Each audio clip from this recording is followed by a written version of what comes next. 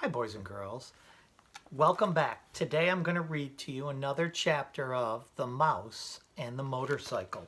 If you remember, at the end of chapter 3, Ralph was trapped in the wastebasket and he fell asleep next to an apple core that was at the bottom of the wastebasket.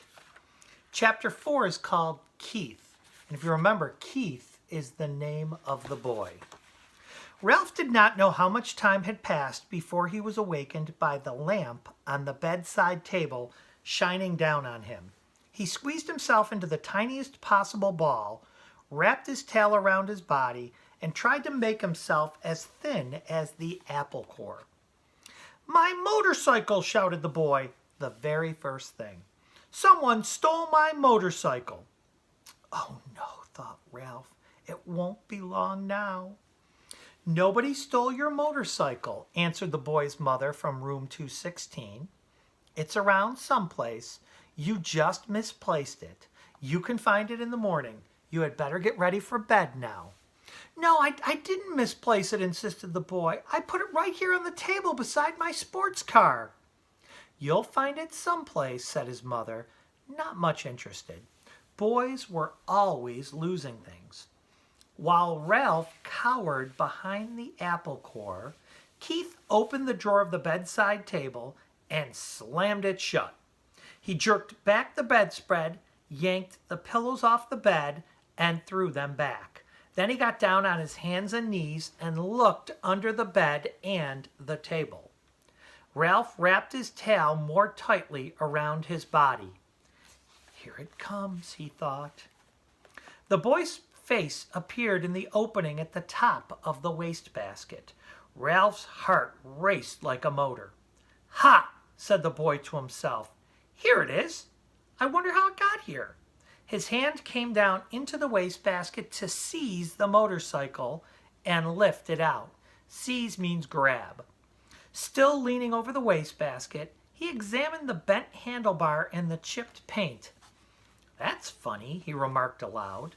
"It must have rolled off, but I don't see how it could." The boy did the natural thing for a boy to do. He looked into the wastebasket again.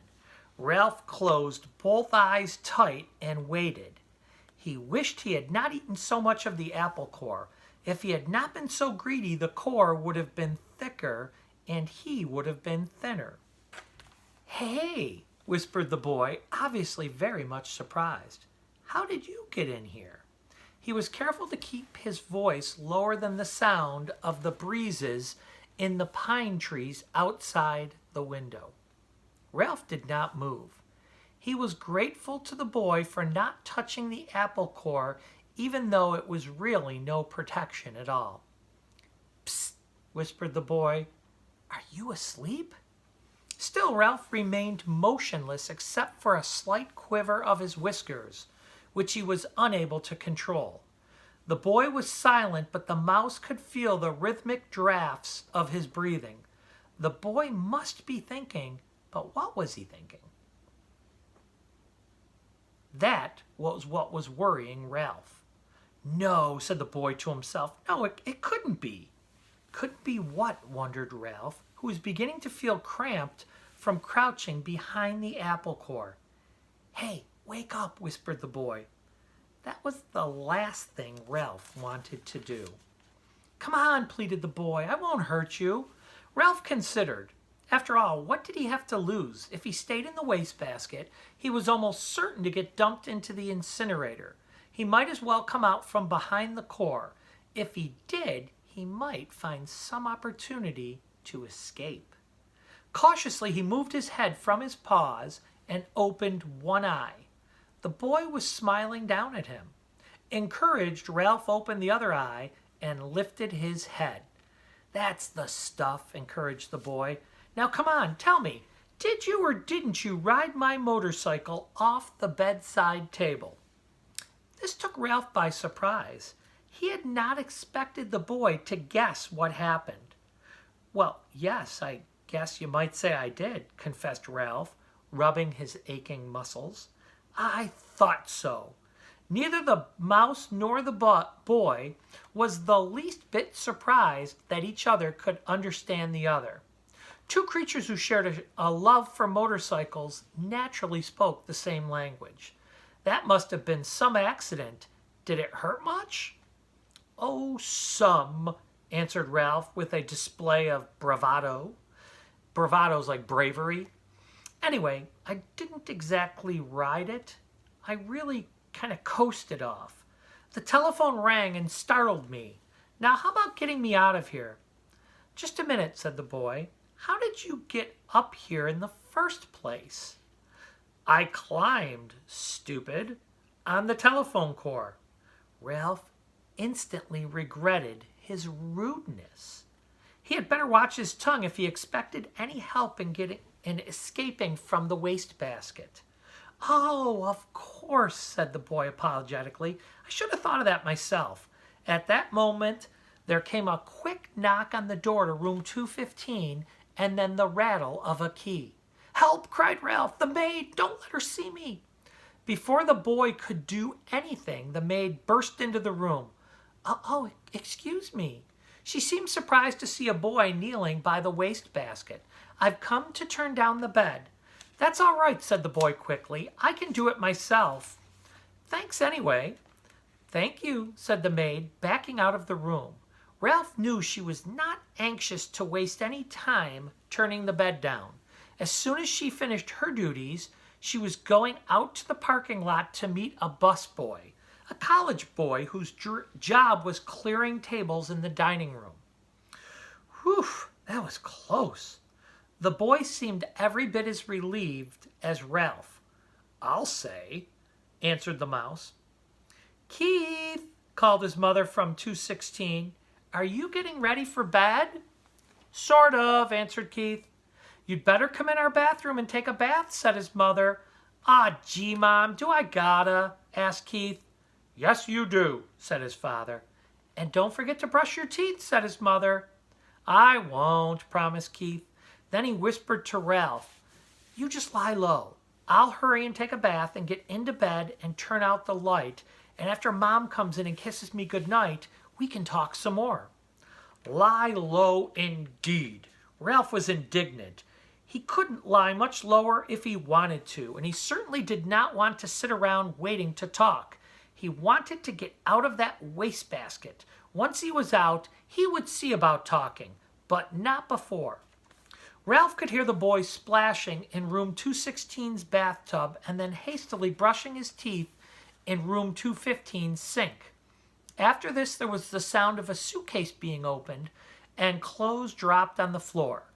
The boy hopped into bed, and to Ralph's relief, the light was turned out. In a moment, Mrs. Gridley came in to kiss her son goodnight. Night, Mom, said the boy, sounding as if he were already drowsy. Good night, Keith, said his mother. It looks as if we are going to have to stay here for a few days. Your father refuses to budge. That's okay, muttered Keith, giving the impression he was almost asleep. Good boy, said his mother. You're a good sport. Good night, son, said the boy's father from the doorway between the two rooms. Keith did not answer. Instead, he breathed slowly and deeply, and as Ralph thought, a bit too noisily. There was no sense in overdoing things. As soon as all was quiet in the next room, the boy swung his legs out of bed, fumbled around in his suitcase, and shone a flashlight into the wastebasket. Almost blinded by the unexpected light, Ralph held his paws over his eyes. Hey, cut that out! He could not remember to be polite. Oh, sorry, the boy laid the flashlight on the bed, where its beam shone across the wastebasket rather than right into it. That's better, said Ralph. Now, how about getting me out of here? As an afterthought, he added, please. The boy ignored the mouse's request. How would you like to ride my motorcycle? He asked. Ralph's heart skipped a beat like a motor missing on one cylinder. The mouse-sized motorcycle really would run after all. And there was one thing certain. Since the motorcycle really would run, the boy could not expect him to ride around the bottom of the wastebasket. Sure. Ralph tried to sound calm. The important thing was to get out of this prison. He braced himself, dreading the touch of the boy's hand on his fur. To Ralph's surprise, the boy did not reach in and grab him. Instead, he slowly and gently tipped the wastebasket on its side, permitting Ralph to walk to freedom with pride and dignity. "Thanks," said Ralph, genuinely grateful for this consideration. "I believe you're okay." "Sure I'm okay," said the boy, setting his motorcycle down beside Ralph. "Did you think I wasn't?" "Well, you never can tell." Ralph put his paw on the handlebar of the motorcycle. "It's a real beauty, even with a bent handlebar. I'm sure sorry about that." "Ah, forget it," said the boy reassuringly. "It won't hurt much. The motorcycle will still run." Ralph threw his leg over the motorcycle and settled himself comfortably in the seat. Perfect, just perfect. The boy was obviously delighted that his motorcycle was just right for a mouse. Ralph could not have agreed more heartily. It was perfect, except for one thing. He did not know how to start it. "Well, go on," said the boy. "Ride it." Ralph was ashamed to confess his ignorance. "I don't know how to start it," he admitted. "It's the first motorcycle I've ever had a chance to ride." "You have to make a noise," the boy explained matter-of-factly. "These cars don't go unless you make a noise." The answer was so obvious, Ralph was disgusted with himself for not knowing without asking. He gripped the handlebars and, fearful lest his noise be too squeaky, managed a brum brum. Sure enough, the motorcycle moved. It really and truly moved across the carpet. Ralph was so excited that he promptly forgot to make the noise, and the motorcycle stopped. Ralph started it again. Brum, brum, brum, brum. This time he remembered to keep on making the noise. He sped off into a square of moonlight on the carpet and found a good spot without any bumps. "Look out for your tail," said the boy. "Don't let it get caught in the spokes." "Thanks for reminding me," said Ralph, causing the motorcycle to stop. He started it again and steered with one paw while reaching back with the other, caught up his tail, and held the tip safely above the handlebar.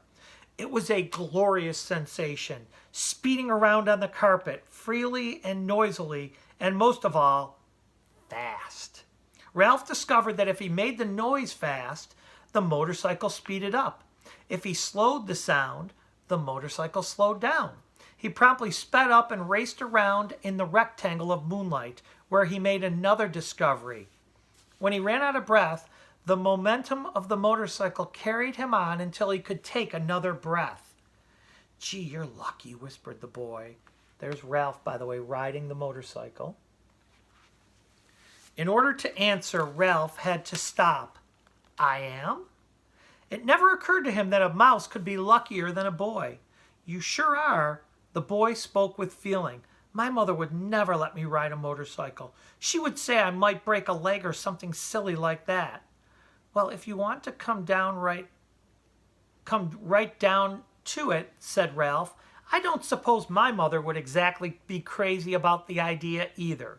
He began to have an intense, uneasy feeling that he really should be getting back to that mouse hole. "Anyway," said the boy gloomily, "it will be years and years before I'm old enough to ride a motorcycle, and then when I am old enough, my mother won't let me." Ralph really felt sorry for the boy, hampered as he was by his youth and by his mother. "Go on, ride it some more," said the boy. "I like to watch."